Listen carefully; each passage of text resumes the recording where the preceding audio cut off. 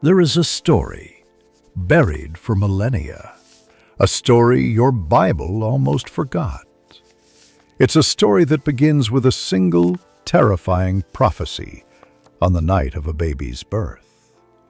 A prophecy that would force a king to make an unthinkable choice: murder an infant or risk the destruction of his entire kingdom.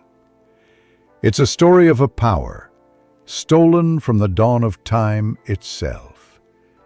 A power that would create the world's first emperor and fuel humanity's first and most arrogant rebellion against God.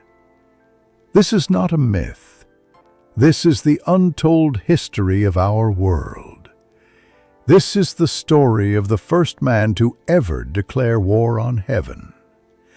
A king the Bible barely mentions, but whose shadow stretches across every empire that followed. His name was Nimrod, and this is how he became the world's first supervillain. Imagine a world reborn. The floodwaters have receded. The earth is fresh, clean, and full of promise. Noah and his sons step out into this new beginning, carrying with them not just the future of humanity, but also relics from a lost world. Among their most sacred possessions were the garments of skin, fashioned by God Himself for Adam and Eve. These were no ordinary clothes. They were imbued with a divine power, a residue of Eden itself, and were passed down through the generations of the righteous, from Adam to Enoch, from Enoch to Methuselah, and finally to Noah. But in this new world, sin had not been drowned. It had simply sailed on the ark. Noah's son Ham looked upon these garments with a covetous heart, and in a moment of treachery, he stole them. He hid them from his brothers, waiting for the right moment. That moment came with the birth of his own son, Cush, and Cush in turn passed this stolen power down to his own son, a boy born in his old age, a child destined for infamy, a child named Nimrod. The book of Jasher tells us that when Nimrod turned 20, his father gave him the forbidden garments. The moment he put them on, everything changed. A supernatural strength coursed through him. The very animals of the field seemed to bow to his presence. He became a mighty hunter before the Lord, but not in a noble sense. Jasher implies he hunted men's souls, leading them away from God. He became strong, charismatic, and utterly ruthless. When a great war broke out between the descendants of Ham and Japheth, Nimrod saw his chance. He assembled an army and led them to a stunning victory. The people were in awe. They had never seen such power, such audacity, and in their gratitude and fear, they did the unthinkable. They gathered together and said, "Surely this is a king like no other," and they placed a crown upon his head. Nimrod, the grandson of a thief, became the first emperor of the post-flood world. His kingdom was Babel, in the land of Shinar. His word was law, and his most trusted general was a man named Terah. Now, this is a crucial detail the Bible skips over. Terah was the commander of Nimrod's entire host. And in those days, Terah had a son whose birth would send a shockwave through the kingdom. He named him Abram. On the very night of Abram's birth, Nimrod's wise men and sorcerers were feasting at Terah's house. As they left, they looked to the heavens for an omen, and what they saw terrified them. A colossal star raced from the east and swallowed 4 great stars from the 4 corners of the sky. They rushed to their scrolls and their divinations, and the interpretation was clear and horrifying. They went to King Nimrod and declared, "The child born this night to Terah will one day destroy our kingdom and all our gods. His descendants will inherit the earth, and your line will be wiped out. Nimrod's response was swift and brutal. He summoned Terah. "Give me the child," he demanded. "Give me your son, that we may kill him.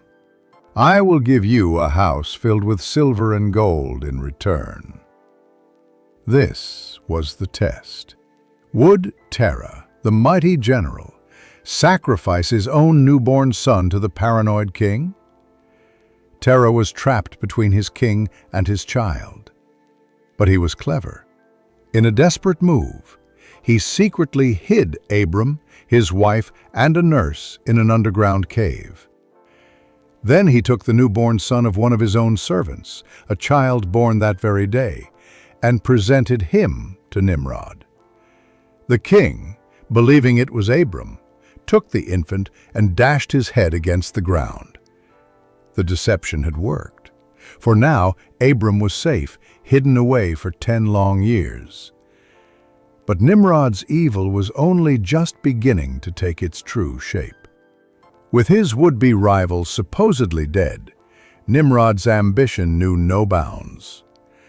Jasher gives us chilling details the Bible does not. He gathered his princes and said, "Let us build a city and a tower, and its top will reach the heavens. Let us make ourselves a name, so we may reign over the whole world."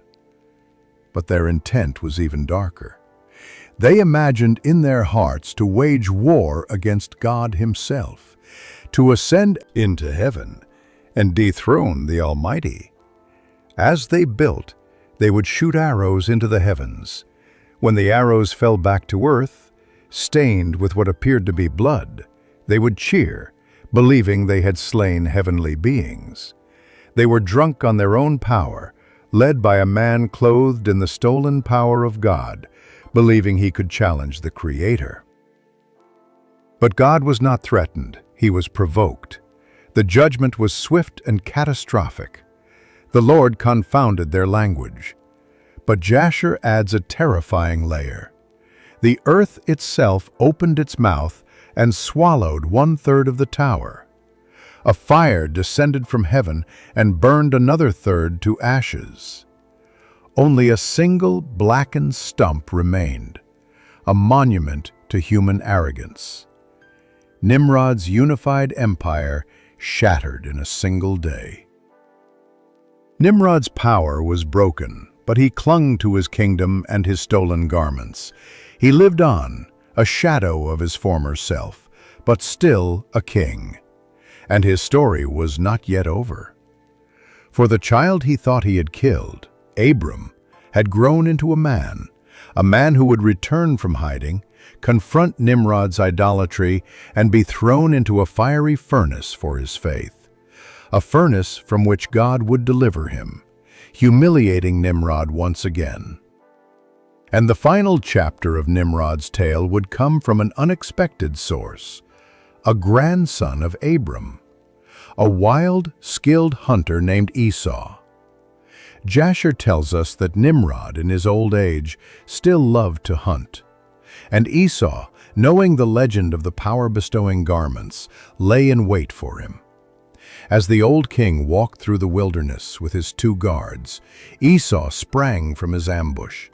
He drew his sword, and in a sudden violent act, he slew the world's first emperor, beheading Nimrod and seizing the legendary garments for himself. The man who wanted to be a god died in the dirt, his power stripped from him, his empire a memory.